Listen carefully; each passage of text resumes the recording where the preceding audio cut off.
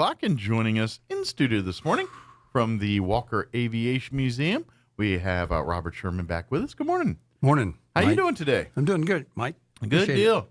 So, do you have a festive group of As usual. trick-or-treaters? No, actually, it's kind of a comeback from the COVID days, and the weather was great. It was nice last night. And put it this way, we had 80 plus trick-or-treaters at my door Oh, wow. before it got dark. Oh, wow. So I thought, uh-oh. So I started going, okay, one piece of candy per person. Like, were you prepared? Did you have enough? I thought to I was, get- well, I had, you know. You but thought you had a good amount? I thought I had enough, but anyway, we ended up having about 188 kids. Oh, wow. And, you know, the positive thing about that is I live on a cul-de-sac, you know, and a lot of cars just come in and they park, and then the kids can make a little circle around. Yeah. And they had maybe 4 or 5 houses that were giving out candy, and some people were gone to a party somewhere. Sure, so yeah, not home. They were shut down. But I would say 96%, I don't know how exactly percent, but I'd say 95, 96% of the kids were really nice, said thank you. You know, it was just a real positive thing. And then about just before, toward the end, I had a really positive thing that happened. It's just people in the audience probably think, that didn't sound special to me. But anyway, there was a little girl that came up, and all of them, I think the costumes this year were really something. There was quite a good technology and costuming's gotten better. Yeah, it since is we were really. kids. So they were really good. So this, I say, I don't know, she's 3 years old, 4 years old. I don't have a kid that age, so I don't know. But it's a real little girl, and she walked up to me and she, you know, got the candy, and she's going to say thank you. She says, "What is your name?" So I said, "My name's Robert," and she said, "Robert, thank you, Robert. Have a happy Halloween." Oh, You know, and it's just like, oh my God, it almost brought tears in my eyes. So cute. And I'm thinking, man, those parents got it together, because she's just like, what's she going to be like when she's a teenager? I mean, she's already like 3 years old and just talking like an adult, you know. And yeah, that's great. Yeah. Good deal. Good. Yeah, that's cute when the kids, you know, they start when they're at that age where they're not really old enough to understand everything you're doing yet, but then they understand, you know, manners and things, and this is really cool. Yeah, I'm sure that one will be a social butterfly when she gets older. Yeah, So. she's good. Good deal. Well, I'm glad to hear you had way more success than I did. No one showed up at our house. Yeah, that's what I heard. Next year, I'll get your address and I'll just tell them, hey. You go to his house. No, just kidding. Yeah, that'd be great. But I live, you know, close to Gay, and over in Gay Street, they had all kinds of, they had that 10-foot tall skeleton that the eyes blinked off and on. And yeah, see, and that's then part of it too, is some the of the other neighbors. stuff. Yeah. So they had, I said, well, check out the next street over, because they got all kinds of, you know, this one house had maybe 25 things out in the front yard blinking and doing stuff. So they were over there. I think they heard some noise, and I understand there was like a little haunted house over there somewhere. So. Oh, okay. So anyway. Yeah, I'm sure there's a few of those that were out and about. Yeah, You know, kids were having fun. Everybody had a good time. So. I know. Of course, the Jesse McDaniel family, they go all out for Christmas, but they do the same thing for Halloween as well too. I imagine that neighborhood was hopping as usually is. So cool. Anyway, we're of course the Walker Aviation Museum. Not many trick-or-treaters there, I'm assuming, yesterday. No. We're at the WAFBmuseum.org website. Yeah. And anyway, I met Jennifer Brady. Jennifer. Who's she with? Bradley. She's the new director. Oh, Timber. okay. Oh, But I've not met her last name, though, I think, is she's gotten married. Okay. Or something. Anyway. Okay, cool. But anyway, I met Director her. of the Air Center? Yeah, the Oh, temporary one that's there. It might be permanent, but she's temporary right now until they find somebody. But they met her. And she was on our board of directors at one time. Oh, really? In our museum. So obviously and she actually got us our place to begin with. Oh, so she worked, you know, in the terminal. So a supporter of the museum. So she's back as a supporter, and we went up and talked to her, and glad to see her again back in town. Good deal. So I know Jenna Landfor out there. She's, you know, drinking from a fire hose, trying to do stuff out there. Yeah, she's quite busy. Yeah, she's doing really that in busy. the college, everything else. Oh, too. yeah. Well, good. I'm glad that's going on. Which, of course, for folks that aren't familiar, the Walker Aviation Museum is there, located at the Air Center, the airport. And it celebrates the history of Roswell Army Airfield / Walker Air Force Base, and the history of this region's role during the Cold War era with the Atlas missiles and the nukes, the glowworms, that era of our history. Roswell played a pretty important role in that, and we got a lot of desert, a lot of places to put big holes to put missiles in. Yeah, no, it was actually, you look at it, people could come in, a lot of don't know, and even some people in Roswell that maybe have moved here fairly recently, or what that is, maybe last 10 or 20 years, whatever. But, Walker was really a big training base during World War II, from about 1941 when they got the land and started building, and through 45, it was a training base, and it was not a bomber base. And Nola Gay and Boxcar that dropped the atomic bombs did not come from Roswell. They came out of Wendover, Utah. Though they have, and then they went from there to Tinian, but when they got back, they came right back to Roswell. Though both aircraft have spent time sitting on tarmacs in Roswell. Yeah, but this wasn't their home. Not prior to the mission. Yeah, post. Right. And for all you book fiends out there, I was just going to mention, have an interesting book I'm reading. Bob Donnell told me about it, and thanks a lot, Bob. Now I'm doing nothing but reading this book. Got him down the worm. I was sitting at my front porch waiting for the trick-or-treaters, and I was reading my little book there. You got him down the wormhole. Yeah. So. Countdown 1945 is the name of the book. It was #1 bestseller. It was copyrighted in 2020.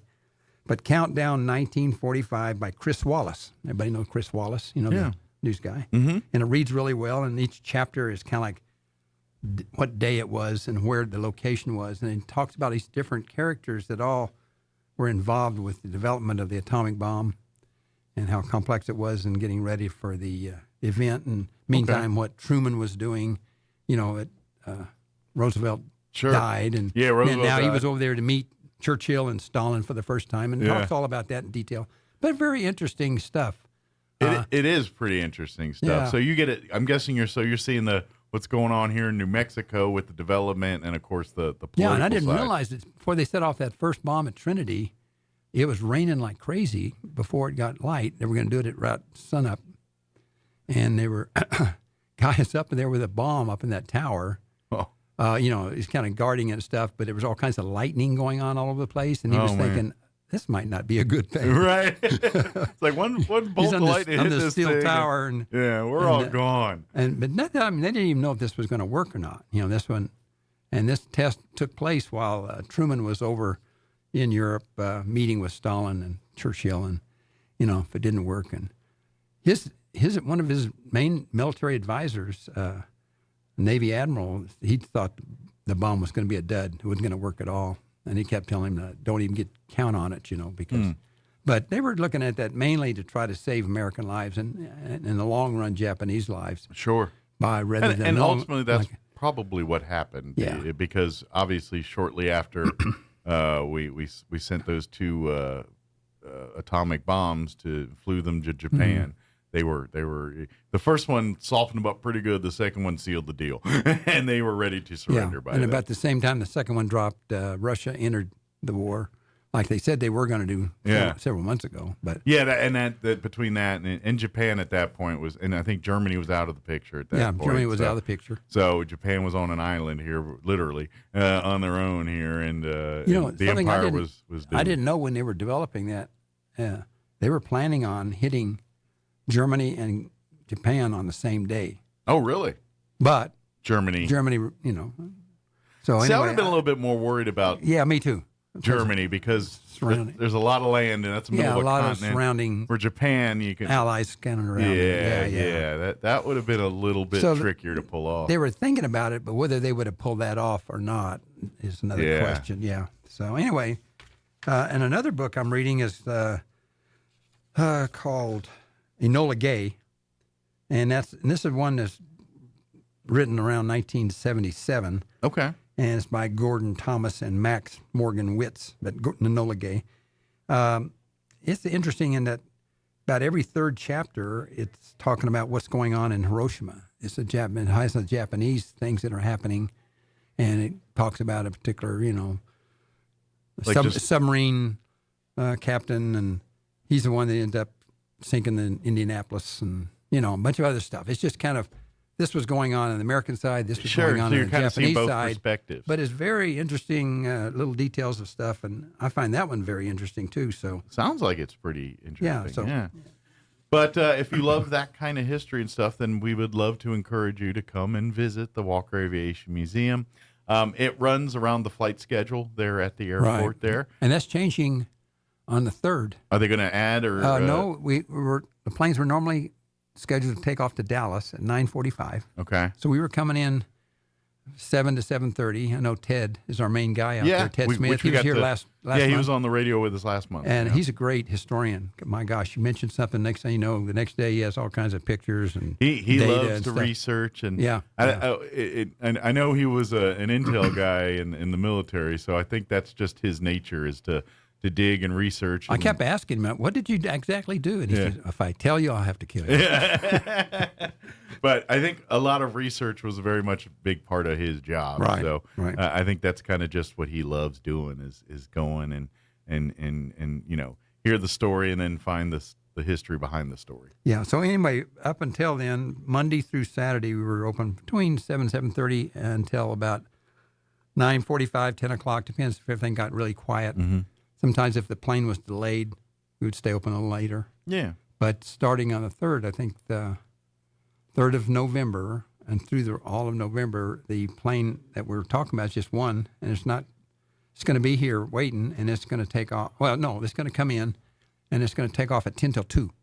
Okay. So it's got a little military, we layover say time. 13:50, but it'd be For the rest of us. 1:50 in the afternoon. Yes. It'll take off. So we'll be coming in probably around 11:30 till 2 o'clock, Okay. approximately. So midday, So it'll be kind of lunch midday hour. and the lunch hour. Yeah, come on down and go see the museum and then have lunch there at the airport That's while right. you're at it. Have a Go over there burrito and or something. Go see Reggie. She's our little cook over there. Yeah, they got great food over there Yeah. too. So, but definitely check it out and see the history of the real, like you said, this was a training base during prior to this and we trained about 14,000 advanced pilot training. Yeah. Because they came in as a pilot, but they were training them in an AT-11, which is a double-engine aircraft. Okay. And in those aircraft, they also had Norton bomb sights. So besides training So they were getting pilots the more to fly advanced multi-engine, technology, so that for when they time. left Walker, they could go fly B-24s or B-17s Okay. in Europe, or whatever. Yeah, which And then, obviously that was the makeup. And so, And then the bombing training, and that's why we have some concrete bombs on display and some sand bombs that had sand in them. well, and that's New Mexico, even to this day, because we do have a lot of federally controlled land in this state of New Mexico. But even to this day, there's good hunks of this state that serve as bombing ranges for military to this day.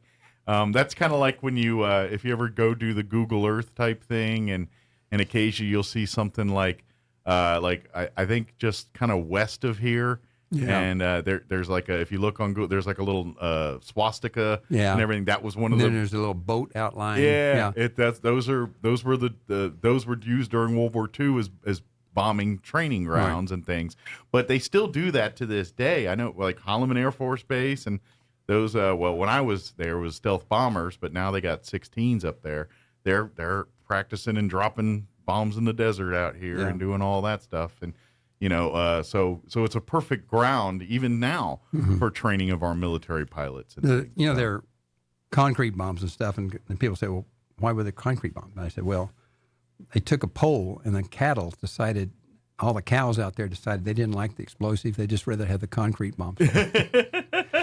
No, we didn't. They were saving them. Yeah. The real bombs for the war. Yeah. These were inert concrete. Yeah, right. They were, getting to feel like, even in this modern day, they drop.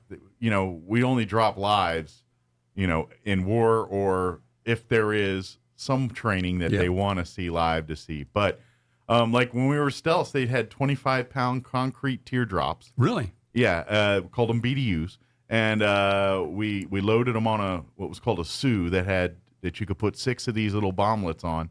On the front of the bomb, it had a little plunger, and it would hit a spotting charge. And it was weighted so it would, when it dropped the nose down, and so when the nose hit, it created a big spot. Now, if you're a human, it'd probably blow off your foot, but it wouldn't be a real bomb explosion. Yeah. So that was what we used when we were in, and it's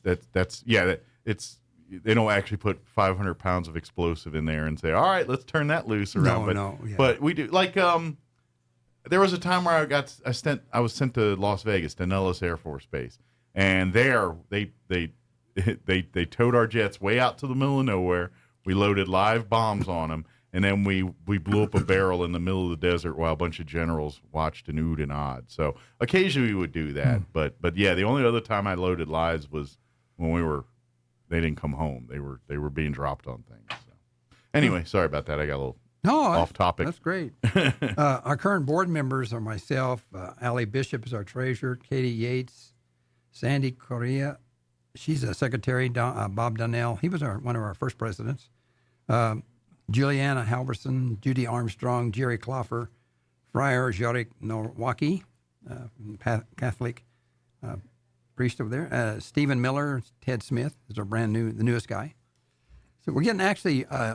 got a phone call the other day, and this gentleman sending us a jacket, and it said his dad was actually playing for the Chicago Cubs. Really? And he came in World War II, and right after the war. Okay. But anyway, at the end of the war, he came in the service, and he has a jacket they're sending us, and has a big patch on it, and it says 8th Air Force Champs, the Walker Bombers, 1954. Oh, cool. Yeah, so it's going to be kind of a nice... thing, but he was, of course, being a professional baseball player, but he was on the team and has a nice blue and white jacket, so with a big patch on it. So we played a lot of games and stuff in the military, and had little fests and baseball, whatever. Well, matter of fact, 1954 wasn't that when we were the World Series? That was my age group. When they went to the Little League World Series and all that. Yeah, when they won the World Series. And that's about 1955 or 56. I think I was like 12 years old. Maybe get some of those historical society folks taking a look at it. Maybe they can help shed some light on that thing, too. Yeah, but that was kind of the time when, baseball was a big thing in Roswell. Yeah. You had the Roswell Rockets. Yeah. Well, Joe Bauman Stadium, the history behind that stadium and the name that graces that stadium, that's all part of that. So that's really cool. So I'd look. You have to take some pictures and show us that jacket. Next time it comes in, or God forbid they let you bring it. That'd be really cool. Oh, I'll bring it. Yeah, cool, good. I'd like that. I think that'd be kind of cool to see here. But hold it up and people can go to their computer and check it out. There you go.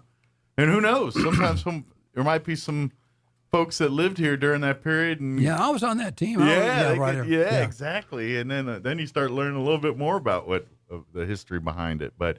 That's what I love about the Walker Aviation Museum, because it's that as much as it is going into the future, because we're talking about history and all that, but the other part of their mission statement is promoting science, math, and engineering, and promoting youth getting exposed to these careers and these things that deal with that. Obviously, much of it dealing with aviation stuff, but just getting kids and showing them what careers in STEM technology look like. And so, Mike, you're getting so well trained. So the actual mission statement is yes, and encourage our youth to explore careers in science, technology, engineering, and math with an emphasis on aviation. That's the last half of our mission statement. But and so that's where they actually have simulators there where the kids can come in and they do field trips, but they can get checked out on it, kind of like shop class or a library card, and in essence come on their own. Obviously, when during operational hours and things and arrangements made, you just can't roll in at 2 a.m. But if once you get that card and you've been checked out on it, you can start logging, and that actually counts towards pilot training. And so that simulator hours do count in your training. So if you have someone that's trying to pursue a pilot's license, this actually is counting towards that. So and that's just one of the facets. I know you guys do a lot with like when you have youth groups come over, right? Which, by the way, you can book your youth groups to come and tour. Matter of fact, facility. yes, that's right. We're trying to coordinate with Roswell Independent School District, Sidney Gutierrez School, Gateway School, All Saints Catholic, Assurance Home, Civil Air Patrol. We've had actually 4 classes from the Roswell Job Corps come out in the last few months. That's great. Local churches and stuff like that, and we, they're Lockheed software on those 2 computers, and we got those from thanks to a grant from Excel Energy. So thank you, Excel. They're always involved, aren't they? Yeah. Excel, yeah. And so we have a couple of flight simulators there, and they're set up with a 172 as far as the flying, but you can fly 50 different aircraft, and like you get a airline pilot come in and goes, oh, okay, 172, okay, fine. I said, you can select an F-22 Raptor and select to land in Istanbul, Turkey at 9 o'clock at night in the rain. I got a feeling your heavy pilots probably want to get in the sports car. Yeah, get in the sports car. Yeah, they want to get the 22s. Now, let me get away from these 4 big engines. Yeah, right. Well, and it's funny. Each aircraft its own. It's there was a guy actually because there's a pilot when I was in the Air Force. He was one of the F-117 pilots there, but he was one of the few that came off of heavies. Like a pilot that flew 117s, especially when I was there serving, that was never their first aircraft. They always come off of different aircraft of 15, 16. Just like the SR-71. Yes, I worked exactly. With, yeah. And so this particular guy came off of cargo. He was, I think he flew like 141s, I think, actually, before he flew. Or I think he did a little stint of 130s there. But anyway, he was actually injured. And so he had a hitch in his giddy up, a limp. And but he qualified to fly. He's still on pilot. But because of his hitch, depending on what foot he was on, his nickname was 5'11", 6'1". So like if he was on his left foot, he's 5'11". He's on the right, he's 6'1". That's funny. So 5'11", 6. But well, it's funny for me to say, but it's not funny for him, I'm sure. No. But the part that's funny about it is that man was probably one of the most experienced and one of our better pilots and things like that. But he used to tell all kinds of stories about how they treat those like the big plane guys wanting to fly the little that mindset, and then the little planes, they have their braggart thing, and then of course they're like, you should try that in a B-52, they kind of get into all that those kind of arguments, but we had like my experience was when they 1976 in Beale when they brought the U-2s up from Tucson and they joined forces with the SR-71. Oh wow, boy, that was very interesting. Because the SR guys were kind of like you would, personality-wise and picture-wise, would be kind of like the Thunderbird pilots. Yeah, I get you. And the other guys were like semi-truck drivers, blue-collar, Sure. Because they flew long missions. The plane took a lot of muscles to handle. Sure. And where you weren't out running around doing refueling and all this fancy stuff and super high speed, but they were out there just trucking along and having to maintain this plane plus or minus about 3 miles an hour, so they wouldn't have overspeed or stall at that altitude in the U-2. So it was really a tough job for them. Yeah. And you would have guys up, like the SR guys would be standing at the bar having a little bottle, glass of wine, and the U-2 guys would be laying on a tray, scooting around on the floor, and drinking beer and throwing bottles around. That sounds about right. I think, but they kind of emphasized that just to be the different. Sure. And they actually had some people sneak in and put their sign on all the lockers of the SR guys. And well, it's funny, and you can say what you want, but because it's like for 2 aircraft that kind of have the same job. Yeah. They do it completely the opposite way, you know what I mean? And that's what's kind of cool about it. Mm-hmm. And to be honest, both are equally important. Now, let's face it, because the SR-71's a heck of a lot more expensive to run than the U-2. All right. Its lifespan was a lot shorter than the U-2. Matter of fact, they I think NASA still uses an SR-71 here or there. but most of them are sitting in plane yards or bone. Before I in the left boneyard. Beale in 1992, they had retired. About that year, 91 or 92, they retired. Well, the problem with them is they're From the military. They're just too expensive to fly because but they are the fastest. I mean, those things will get you from coast to coast, lickety split. But it's just weird how one used speed to collect spy data while the other uses the low high kind of, or not low high. But good example quiet and high of the speed is if you left an SR and a 30-06 was fired at Los Angeles toward New York, and that bullet could maintain its speed as it left at the muzzle of 30-06 bullet. The SR would arrive in New York 5 minutes prior to the bullet arriving there. So they're flying about 200 to 300 feet per second faster than the muzzle velocity of 30-06. So literally faster than a speeding bullet. that's right, faster than a speeding bullet. And on the cost, the one time we were getting ready to launch out of Beale north over the Hudson Bay and Greenland and, fly off the coast of northern Russia and then come back and land at Lakenheath.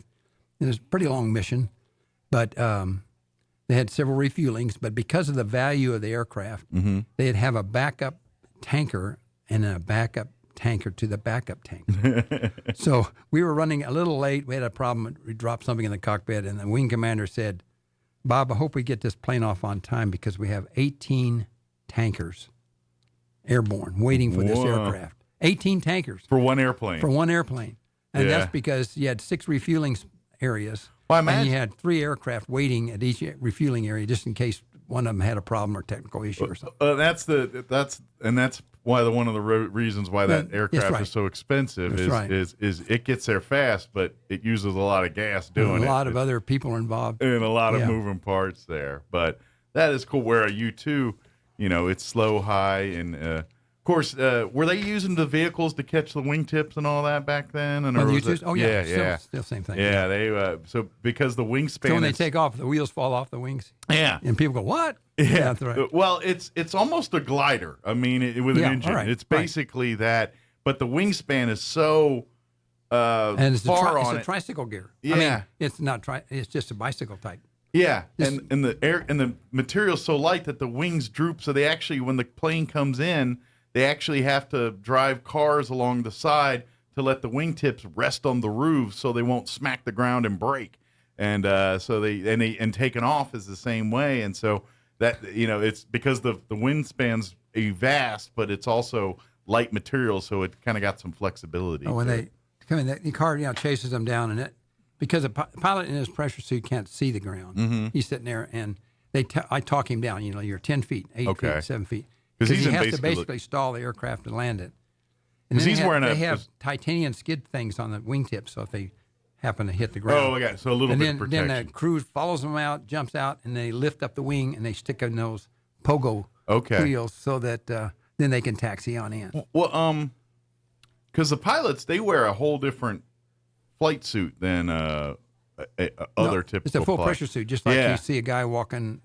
Now, I'm sure it looks more like a NASA suit, not quite as bulky, but it's closer to that than it would be what you would think is a flight suit with a. Oh yeah, no, it's kind of like it's a full pressure suit actually. Yeah. So, which goes to that point you were talking about earlier. It's hard for them to see the ground. I mean, one, because of the way the plane's designed. Yeah, but and during that suit, and they're kind of looking out. But they're kind of strapped in. Yeah, they don't get the freedom of all this moving around. Right. Yeah. Also, this year, want to be sure we recognize we're not having a golf tournament because we don't really have enough people to do this. But we've gotten some really great donations from Pioneer Bank, Featherstone Development, Glenn's Furniture helps us out with some furniture stuff. Six Bomb Wing Reunion Group gave us some money because they're not going to be coming anymore. They're getting, I guess, older. And that's unfortunate. It's unfortunate, yeah. And David Petroleum Company.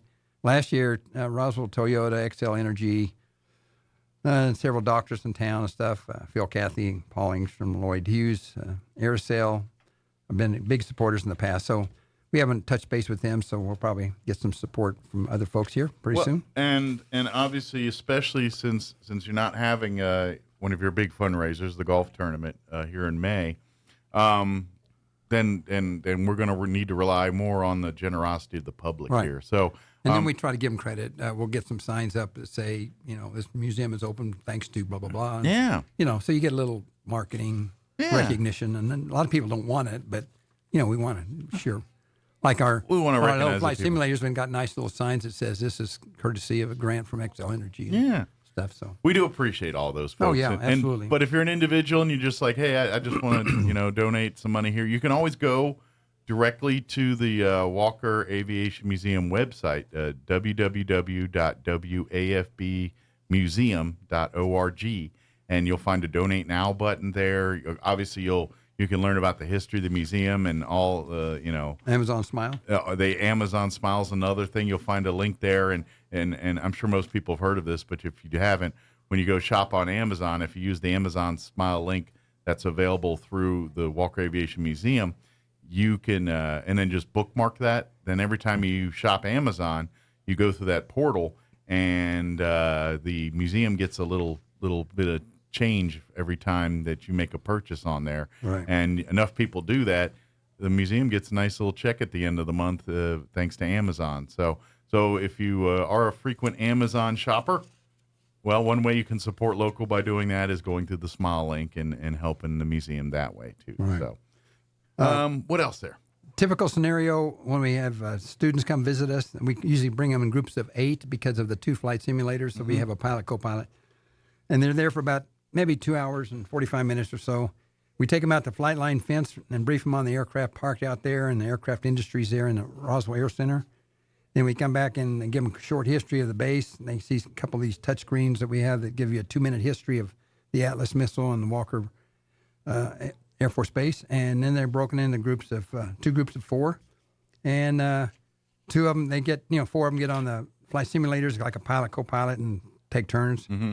And then the other group of 4 students are seated in front of a large computer screen, and we show them a little video on developing a Venn diagram on how to, determine a best career for you, potentially.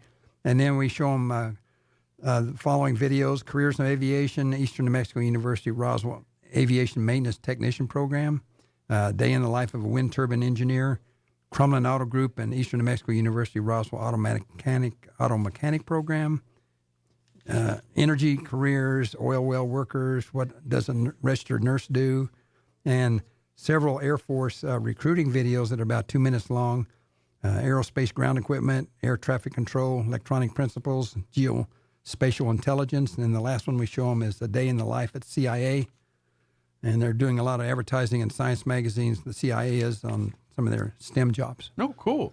So if you're a youth group or any of that and would like to schedule something, again, you can find all your contact information at the website, wafbmuseum.org. The Walker Aviation Museum also has a Facebook page. You can reach out there. Or, of course, come by the museum here during the flight schedule and pop in and talk to. 40 feet away from the TSA check-in. There you go. We're right there inside the terminal. Yeah, the main entrance. If you go to the main entrance, it'll hit you right in the face as you walk in there. It'll be right there.